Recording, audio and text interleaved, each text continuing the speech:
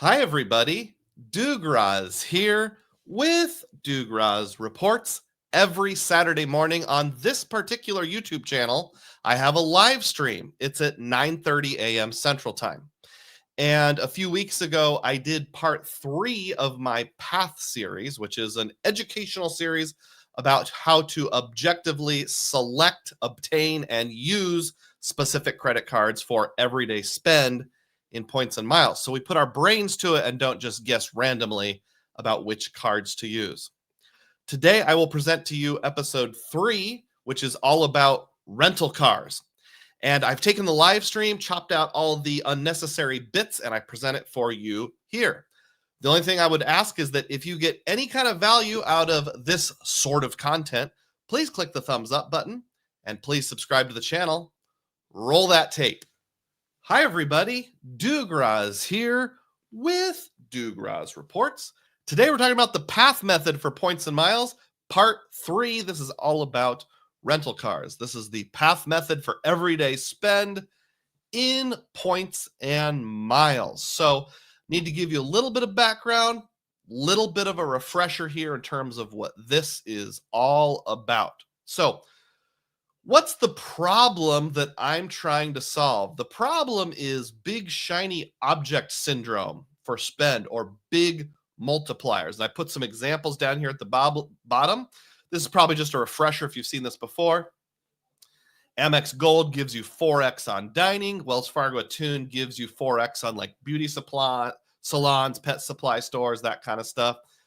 Hilton Surpass gives you 6x on groceries. Wyndham Earner Business Card gives you 8x on gas. And those are all big numbers, but are those numbers that useful or that meaningful? How does it fit into your goals and your spend? Should you go grab a card like the Attune, like the Amex Gold, just because that's a big number?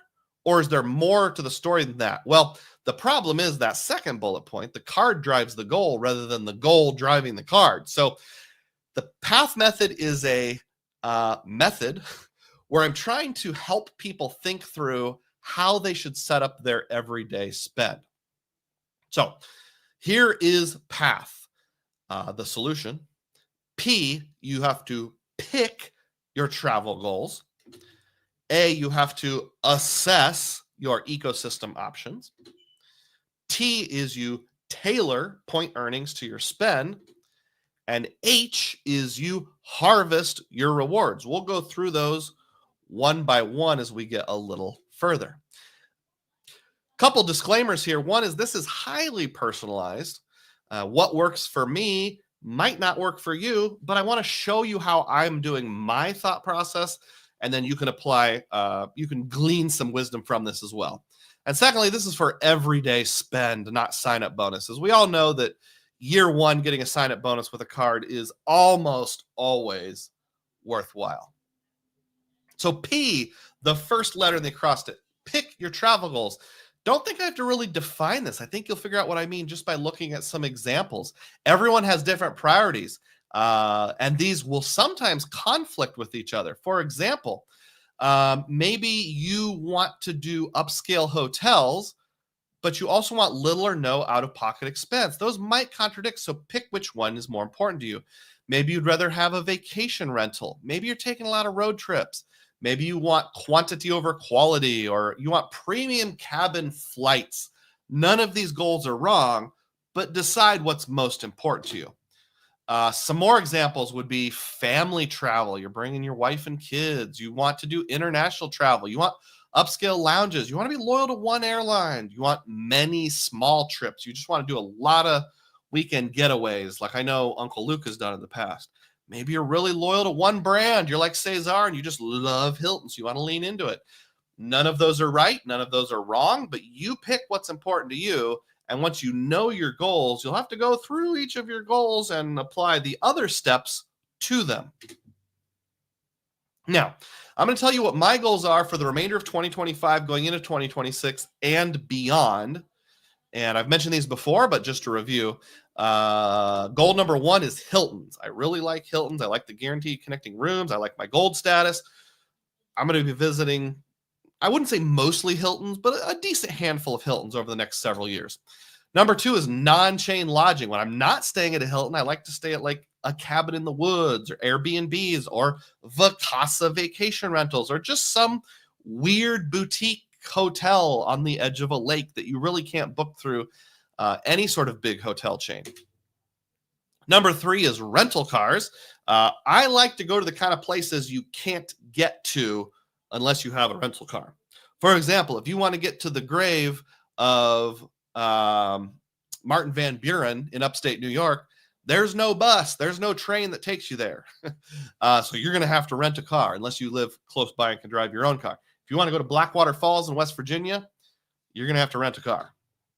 And then number 4 is flexible domestic flights. So because my boys are heading off to college, we're going to be doing some college tours. They have part-time jobs. They have sports. I don't think we're going to be doing a whole lot of big international trips like going to Sweden or the United Kingdom or Austria in the near future or Japan. It's probably going to be a lot more like going to Florida, going to Montana, going to New York State, those kinds of things. So I don't love flying economy. I'd rather have like premium economy, but if it's under 90 minutes, I don't mind.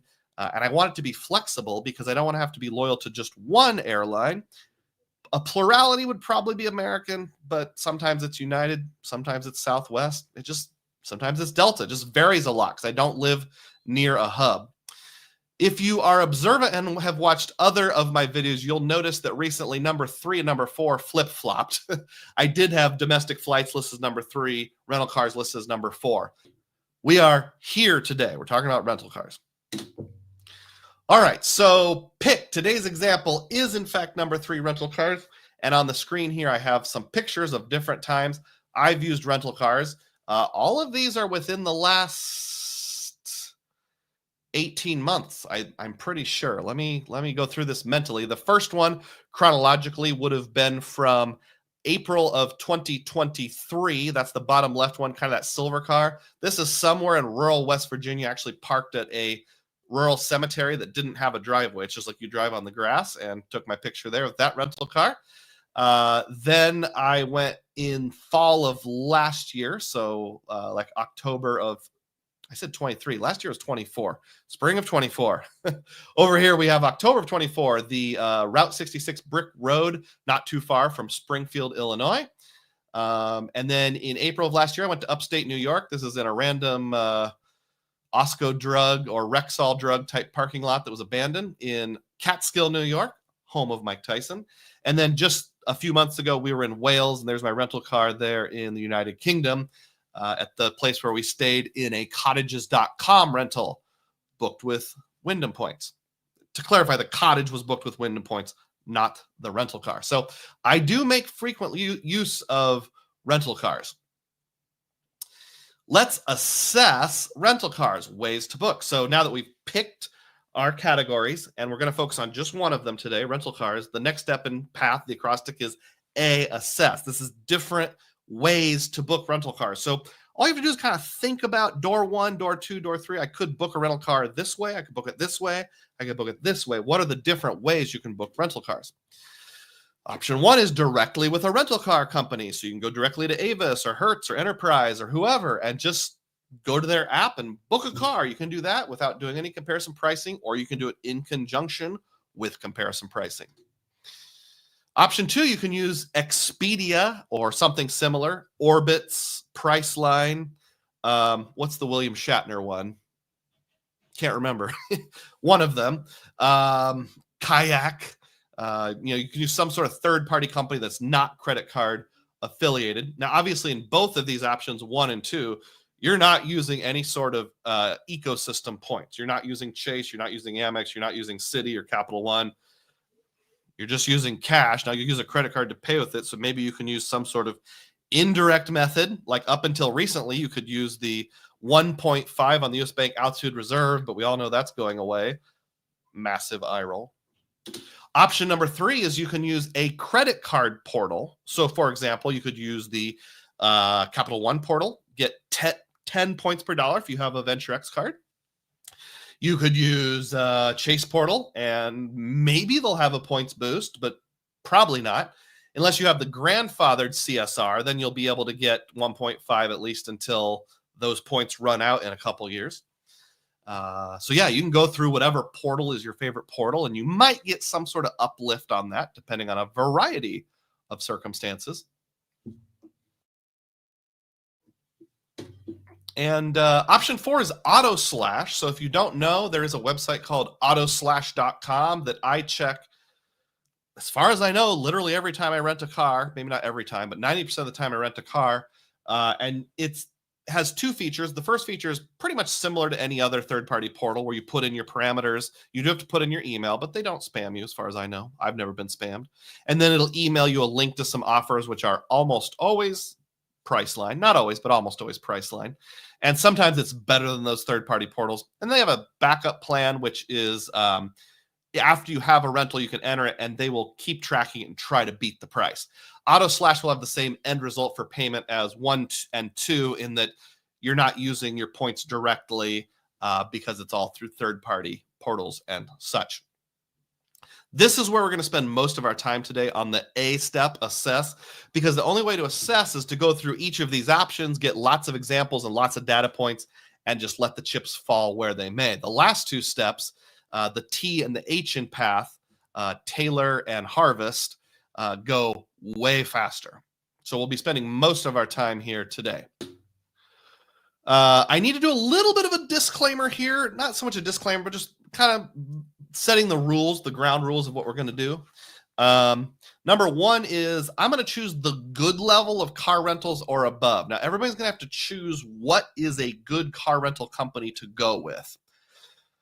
We could spend an entire live stream just on that company. Like, oh, Enterprise sucks. Alamo's going to screw you. Thrifty is terrible. Budget's terrible. Avis gives you the wrong car. That literally happened to me. Hertz is going to send you to jail or make you go through the AI scanner. If you want to throw out some comments on that, that's fine. I don't know of any way to make that kind of subjective thing objective other than what I'm saying here. Here's a really low-level chart that I made, basically saying the 3 major groups that own rental cars. It's the National Enterprise Alamo group, the Hertz Dollar Thrifty group, and the Avis Budget Payless group. This is the way I understand it as quality. Like, bottom of the barrel, you've got Thrifty and Payless, which don't even have rewards programs. These are just like, you know, who's the guy that Luke always says his kids are in the lounge annoying everyone? You have to be out there in the lounge with so-and-so's kids, whatever his name is. Everyone's going to yell it at me now. That's the company that he uses. He uses Thrifty and Payless. And then kind of that middle tier of quality, you've got Alamo, Dollar, and Budget. Not even middle. I think of this more like the generic but okay. I've had some good experiences with Dollar. I haven't done Budget in a long time. I had a good experience with Alamo. So they're okay, but you don't have much of a rewards program. And then the highest normal level is Enterprise, Hertz, and Avis. This is what I would call the good level. You have rewards programs and all of these. They all have programs where you can skip the counter and go directly to the lot and choose your car. And then there's a level above that, which is national. They're kind of all by themselves. Everyone always talks about how great national service is, but they're almost always so expensive that they never come into play. So I'm shooting for the good level above, the Enterprise, Hertz, Avis level. If you want to get some little tiny local car company like Green Advantage in Sweden or something like that, by all means, go for it. But just for the sake of keeping things even, I'm going to go with the Enterprise, Hertz, Avis level or higher for all of our examples today. I'll choose whatever the best of that level is. So I'm going to do some comparison shopping here. I'm going to give you 4 examples. And whatever's best among National Enterprise, Hertz, Avis, that's what I'm going to choose. I'm going to choose a car that is midsize or bigger because I don't want to drive a compact economy or mini car if you're overseas. So it's always going to be at least midsize. And I'm going to always leave at noon. So like, you know, on the portals, you have to choose when you're picking up. Just for the sake of making the comparisons fair, it's always going to be at noon. There we go. David helped me out. Adam's kids are out in the terminal, not in the lounge. Adam uses Thrifty and Payless. Thank you for clarifying that. And automatic transmissions. I'm always going to use an automatic transmission because I haven't driven a stick shift in about 25 years and I wasn't very good at it. All right, so let's do some direct versus one key versus auto slash versus portal examples. One key, of course, is the awards program for ExpediaHotels.com. You could do the same with Priceline, Kayak, Trivago, Orbitz. Orbitz was the one I was trying to think of earlier, etc. Just for the sake of ease, I'm going to stick with Expedia. I actually like their platform pretty well. My wife has the one key card as of now. Example number one, we're going to San Juan, Puerto Rico for 4 days. We're going to rent a car between November the 7th and 11th. That sounds familiar somehow. All right, well, let's just see what we got on our portals here. So Capital One portal said Avis is the best bet. They all said Avis is the best bet. Capital One is going to charge me $176. Chase is also going to charge me $176. Citi's going to be $2 more expensive at $178. And then Wells Fargo, what are you doing? $302? Wells Fargo was weird too because there was very few choices. Like, let's say these three had maybe 12 choices each. Wells Fargo had like 4 choices. So I don't know what's up with Wells Fargo, but don't use their portal. All right, let's take a look at the other ways of booking. If I book through Expedia, it was $169. If I book through Auto Slash, Hertz was the best option at $181. And if I book direct, Hertz was the best option, also at $181. So with each of these, I want you to go through in your mind, which one of these would you choose? Which one would you go with? When looking over the prices, there's not a ton of difference. I mean, the difference between the Capital One and Chase portal versus Expedia which is the cheapest of the non-portals, is only $7. $7, I'm probably not going to worry about it. So in this case, I would take the earnings. I would take the 10X on my Venture X card, and I would go with the Capital One portal. I might go with the Chase portal now while I still have 1.5. In fact, that's probably what I would do right now. But I'm looking down the road, like after we get past October and my ability to use 1.5 runs out. Moving on here. Next up, Charlottesville, Virginia, airport code CHO, 3 days. We're going from April 18th through 21st, 2026. I think this is a Saturday through a Tuesday. Actual picture of me in Charlottesville, Virginia, or near Charlottesville, Virginia. That's the grave of former President James Madison leaning against a brick wall. There's the grave in the background. So I have actually done that. By the way, all of these trips are either places I've been or places I'm planning to go. Capital One says Enterprise is best, and they want $202. Chase also says Enterprise is best. They want $220, so they're upping it by $18. Citi comes in strong with Avis, only $198. Well, hey, good on Citi. And then Wells Fargo portal, no results. It's sort of like when you're in an automobile race and you get DNF, did not finish. I don't know what the deal with Wells Fargo is. Charlottesville is a small airport. I mean, very small. It's smaller than Des Moines, in my judgment. So maybe they just couldn't find any results there. If you don't go through the portal, you want to go with third party or direct. Expedia came in strong with Avis at $149. Auto Slash also picked up Avis at $149. And direct was Avis at $149. So makes sense. Now, in this case, first of all, this is not very expensive. I was also going to mention Puerto Rico wasn't that expensive. Makes me want to maybe get a car there. $200 for 4 days isn't too bad. But we're, at least $50 off between the best portal and here. So in this case, that's a quarter of the price. I think I would save my $50 and just book direct with Avis in this particular case. No need to go through anything else since the price is the same. What's your scorecard at home? Mine says 1 through the Capital One portal, 1 directly through Avis. Let's keep going. Next example. Now we're going overseas. We're going to Manchester, the United Kingdom. Hey, I've been there. Here's a picture of me standing right next to the train station at the Manchester airport. Even though it's an airport, we started out in York not having a rental car. So I took the train back to the Manchester airport. Whence I then picked up a rental car because I knew I'd be flying out of that airport 4 days later. Let's say you're going June 8th through 12th. I believe that's a Monday through a Friday, 2026.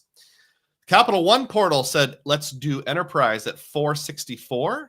Chase said, let's do Enterprise as well, $465, only $1 more. Citi said, hey, I'll beat you by $4, $460. So these three are all real close to each other. Wells Fargo kind of wets their pants again and wants to charge $503. So what it's looking like so far is I probably won't be using the Wells Fargo portal anytime soon. By the way, if you're wondering why I'm not using the US Bank portal, it's because with all the turmoil at US Bank, I just don't know what's going to happen right now. Am I going to be keeping my US Bank altitude reserve? Maybe their portal's great. I don't know. But until those questions are answered, we know who their transfer partners are. We know, will they let you send points from your Connect and Go over to your altitude reserve? Can you pool points? If you can't pool points, that'll be horrible, and I won't be able to use their portal. So until we have those questions answered, I really can't speak to US Bank and whether or not they should be included, which is why I'm skipping them for now. The reason I'm not doing American Express is because I almost never earn Amex points on everyday spend. Maybe you do.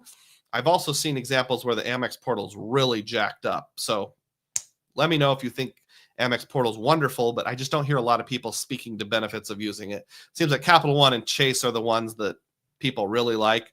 Plus, with now Citi having American Airlines as a transfer partner, I wanted to get Citi in on the mix too. So in this case, of the portals, actually Citi wins by a very small margin, but at least they did win. Let's look at non-portal pricing. Expedia says I should do Enterprise at $411. Auto recommended Avis at $438. And booking direct through Avis came in quite a bit less at $376. That kind of surprised me. So here we've got almost $90. What does that come out to? I think $88 between the direct and Capital One portal. Over $80 still, looking at the best portal of the city. So I'm going to save my $80. So what would you choose? I would stick with direct, and I would just go with Avis. So we've got one through the Capital One portal, two going direct in this particular case. Next example, fourth and final example, Pittsburgh, Pennsylvania. This picture over here is actually from the Castleman River Bridge, which is way in the panhandle of Maryland, way in the far north, far west part of Maryland. But the closest major airport, I think, is Pittsburgh. At least that's how I got there. So even though the picture's from Maryland, I flew into the Pittsburgh airport in 21, 22, something like that, to go visit it. Let's say October 10th through 14th. Maybe you'll pick up some fall foliage. Looking at the portals, Capital One suggested Hertz. Well, they all suggested Hertz at $317. Chase is going to charge you $349. Citi is going to charge you $322. And Wells Fargo is going to charge you $296. What? Wells Fargo? So Wells Fargo didn't even finish once, wet the bed twice. But in this fourth example, somehow Wells Fargo has the best price. So I'm not sure what lesson I'm supposed to take from this other than just portals are weird. You know, it almost seems like random why one might give a better deal in one situation. So just check them all, I said. Remember at the beginning of the video today, or the beginning of the live stream, I said you can use a Chase card to pay in the Hertz portal. So maybe if you were really wanting a portal, you could use your Venture X or your CSR or your Citi Strata Premier to pay for Hertz through the Wells Fargo portal. But what if you go direct? Well, Expedia also says Hertz. Everyone says Hertz. 319. Auto said 310. But booking direct with Hertz was only 236. Why is it so much lower? In fact, because it was so much lower, I thought maybe it was a mistake. Maybe they'd updated their pricing. So I went back and checked Capital One. I checked, I think, Citi and maybe Chase. I don't think I rechecked Wells Fargo.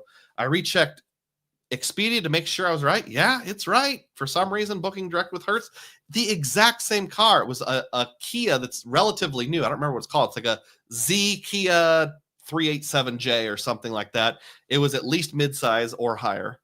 They all recommended the exact same car. For whatever reason, maybe Hertz has a special on that size right, at the Pittsburgh airport. Maybe for some reason, someone made a mistake, and at the Pittsburgh airport, Hertz ordered 50 of those cars by mistake. they've got to get them off the lot so they're not paying depreciation on it. Yeah, but obvious. This one's obvious. Going direct with Hertz wins, hands down. My observation is it seems like rental car companies, the way their algorithms must work is they give specials because have you ever gone to a rental car island like in an airport where you either have to go to a certain part of the terminal or you take a shuttle and it's like there's Hertz, there's Avis, there's National, there's Budget, there's Freddie's rental car company, and everyone is in the same line. They're either all at Hertz or all at Enterprise or all at Avis. It's because I think the way their algorithms work, there's one company that always comes out ahead, like the one on the screen here at Pittsburgh, it's always Hertz. So everybody's renting the same company. I get it too. I like price, but maybe you should always go for like, let's say in this example, you could get Enterprise for like $5 more. Get Enterprise just so that the line is shorter. Now, if it's a big enough airport that has skipped the line, I don't remember if Pittsburgh did or not, that's worth doing. So like Las Vegas, I was able to skip the line and go directly to the Hertz booth. Oops, forgot that. Moving on. All right, so what are my conclusions here? 4 data points isn't a lot, but it took me like an hour and a half to 2 hours just to do those 4 illustrations because you have to go to every single portal, every single place. You have to send the email to AutoSlash, so it takes a while. So it's not enough data points. I would love to do it with about 20 to 30 data points, but we're going to have to settle for 4. Out of the first 4 searches, I would have used Capital one time, which was 25% of the time, which means Cash Direct or Expedia, AutoSlash, etc. 3 out of the 4 times. Now, I mentioned earlier, I didn't think about this till somebody made the comment. I don't remember who it was, but hat tip to you. Why not just use the Capital One portal every time and do price match? Again, has anybody actually done that successfully? I'm not going to get into details on that, but if I can find out with certainty that that works, then that's what I'm going to do from now on. So here's my tentative plan for rental cars. If it's fairly close in price, within no more than 10% of the lowest price, I'll just use the Capital One portal. Because if you think about it this way, if you're earning 10 points per dollars on rental cars with your Venture X, that offsets the 10% price difference. Well, let me go back and make a comment here. You're always going to use your Capital One points for at least a penny each. So worst case scenario, you do the travel eraser, but sometimes you'll use it for transfer partners and get more than a penny each. So it might be better than 10%. Like let's say you get 2 cents per point. Well, then really it's almost like a 20% advantage over the second closest point. I'm not going to use the City portal due to the fact that the City Strata Premier, am I saying that right? The $99 card is the Premier, right? The Prestige is the grandfathered one. The Elite is the new one that does City Nights. City Nights. Have you ever seen those City Nights? Glenn Campbell, everyone. So I'm not going to use Wells Fargo. I'm not going to use Citi because their cards provide secondary car rental coverage. Yes, I could go all the way up to the Strata Elite. I'm not going to get a $700 or $600 annual fee card just for this one super niche use case. I'm just going to roll with what I have, and I'll explain that in just a little bit here. If I do this in the Capital One portal, it'll get me 10x on my Venture X, as we've already discussed. And as I already mentioned, this is worth at least 1 cent per point. It's probably worth more than 1 cent per point because you're going to use your transfer partners some of the time. But hold up. I made this graphic representing a guy from the area around Eugene, Oregon. And AI is not good at words. So instead of hold up, it says Honda up. Honda up, man. Honda up. Hold up. Which card do I use for booking the rental if it's non-portal? I threw out a few options here. We've got Hilton Honors, which is the Surpass card. That represents any Amex. We've got my Wells Fargo Autograph. We've got the City Strata Premier. We've got the aforementioned Capital One Venture X. We've got their Sapphire Reserve. So which card do I use? There's a lot of factors. Honda up some more. Is primary collision damage waiver important? Well, I went and did a little looking. I got at least one data point. This is the data point from the last example we had in Pittsburgh, where I paid Hertz directly at $236 for the entire 4-day rental. If I bought the lowest of the collision damage waivers directly from Hertz, it would have been $42 a day. There's one that's like, $1 million of life insurance along with it. There's one with like $1 million of life insurance plus liability coverage. Then there's one where it's like, I have my own liability coverage. I just want the collision damage waiver and like scratches and dents and that kind of stuff. That cheapest one was $42 a day. So if I take that times 4, it's $168. So basically you're paying 71% above and beyond the actual rental car price to buy primary collision damage waiver directly from the company. I know I've seen some people on Discord say things like, and I respect this viewpoint. Even I saw Stan the Credit Frog said it once. Spathco said it once. And I like both of those guys. Like, there are times I'm just going to pay, for the collision damage waiver, especially if it's only a day, something like that. Just because if I get in a wreck, I don't want to deal with it. I want to hand the cars and say, well, sucks to be you. I dented it and not have to worry about claim filings. I appreciate that, but I'm way too cheap to pay 71% extra. So if it's any length of time, like 3 days or more, I'm not buying it from Hertz or Avis or Enterprise. So I would strongly prefer not to file with my personal insurance. So I really don't want to rely on secondary coverage. I'm already paying enough as is. I have 2 teenage boys. I don't need to pay even more for my car insurance. So yes, hippie man from Eugene, Oregon, primary collision damage waiver is important. Honed up what not to use. So what cards do I not want to use for my rental car insurance, even though rental car bookings, even though it might seem like a good choice? The US Bank Altitude Reserve, it was great. I mean, it was hands down the best rental car card ever. And if I'm doing a rental car between now and December, maybe it's a great choice, but I just have this feeling it's not going to be in the near future. Some people would say, and this is a valid argument, if you're just switching from 1.5 cents to 1 cent per point, it's still a 3% back credit card. Why not make this your rental car card? Between now and, December, whatever, sure, I can see that.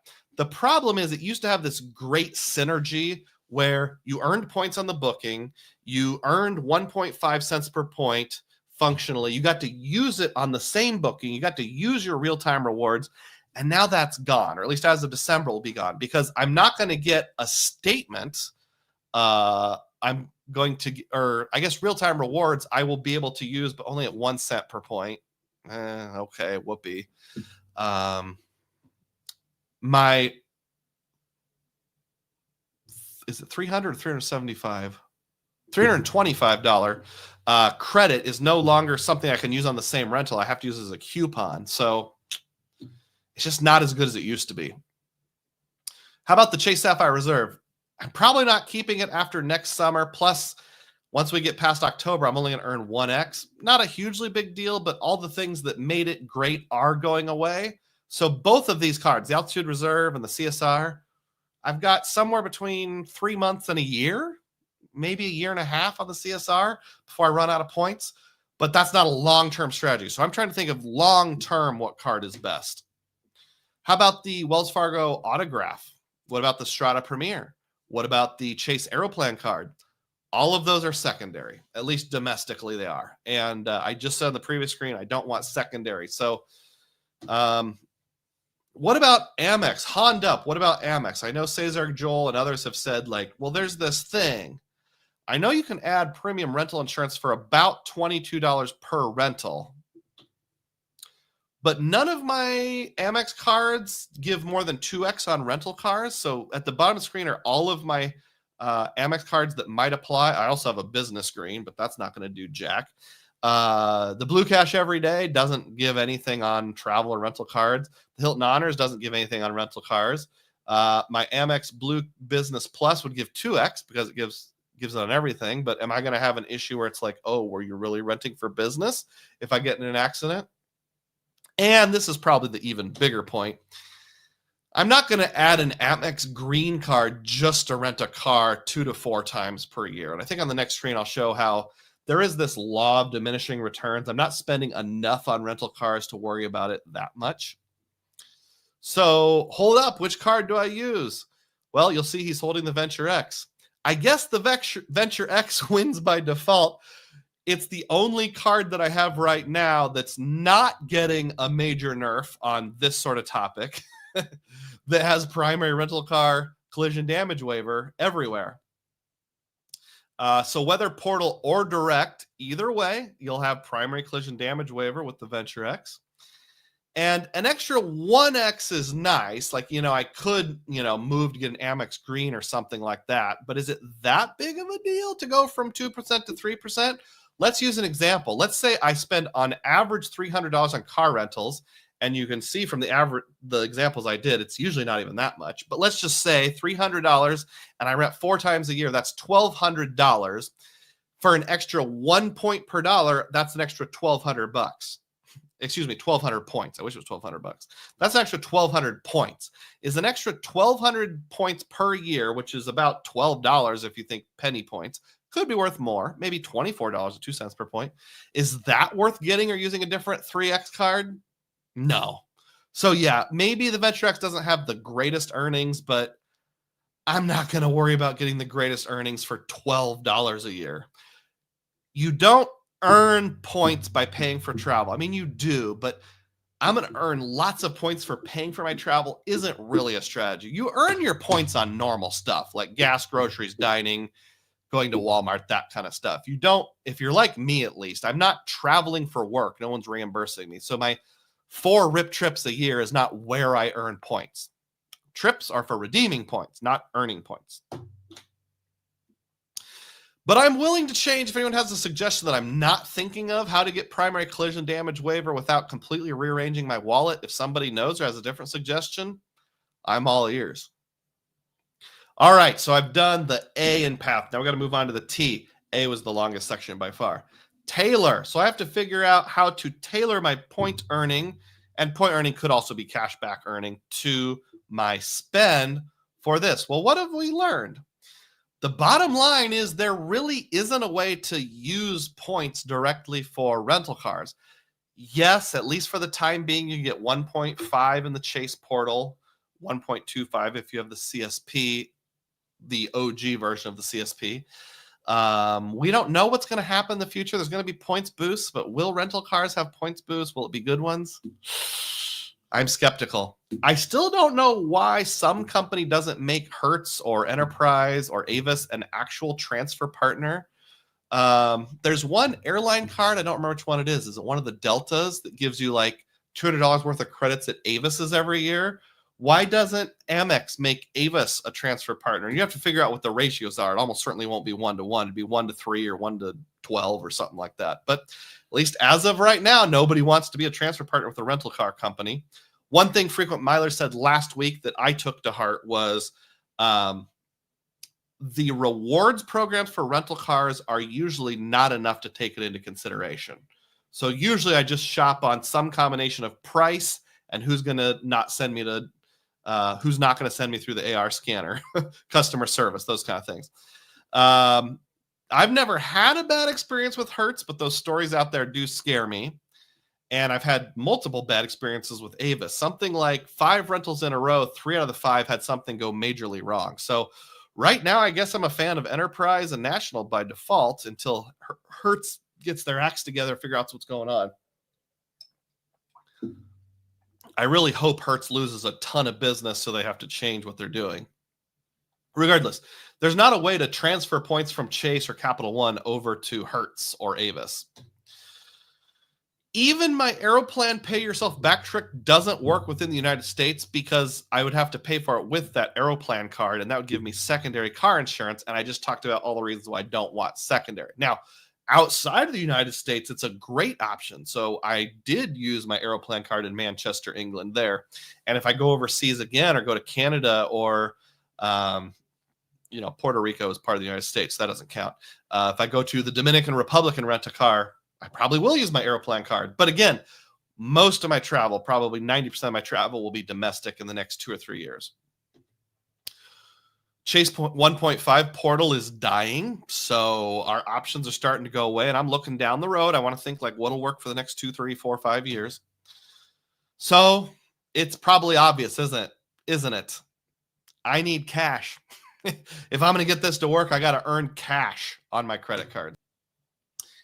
And another question is, do I need a double cash? I don't have one last year, and I groused about how they wouldn't approve me for one, but it's been long enough, and I'm under 524 now. I wonder if I try again.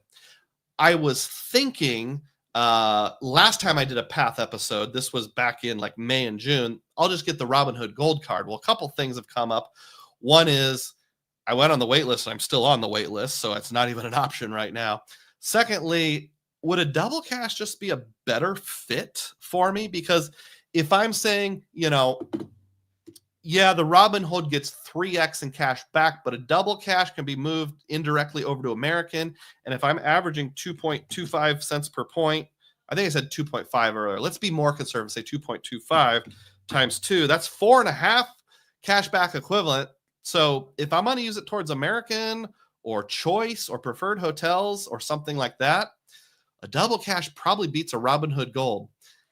And I'm only giving up like maybe $100 a year in flexibility. And that's one less issuer. I don't even remember who issues the Robinhood Gold, but I don't really want a whole nother issuer. So maybe the double cash is actually a better choice. What about my 2 city custom caches? Psst, they're just for special projects. So I know you might think something like, well, Doug, take that dining spend and put it on a custom cache. It'd be even better. So I'm thinking every month I'm going to do something kind of special with my custom caches moving forward.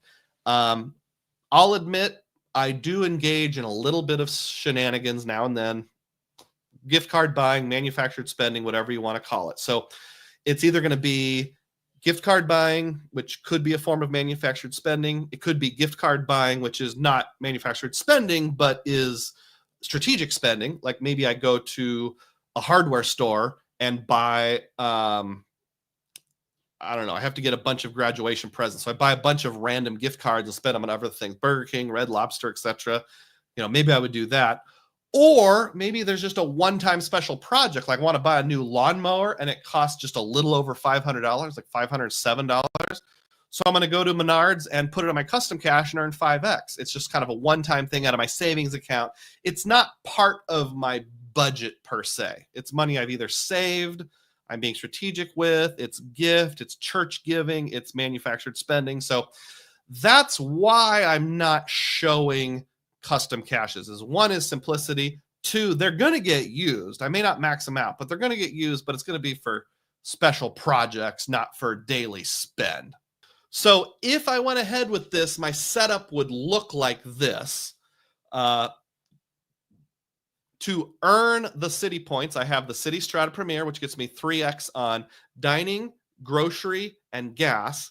Now, I have a better way of earning dining and gas, so I'm not going to do that. But for my small amount of real grocery spend, I mention often we buy most of our groceries at Walmart. But if we're going to Aldi, if we're going to Hy-Vee, if we're going to Fairway, we do that sometimes.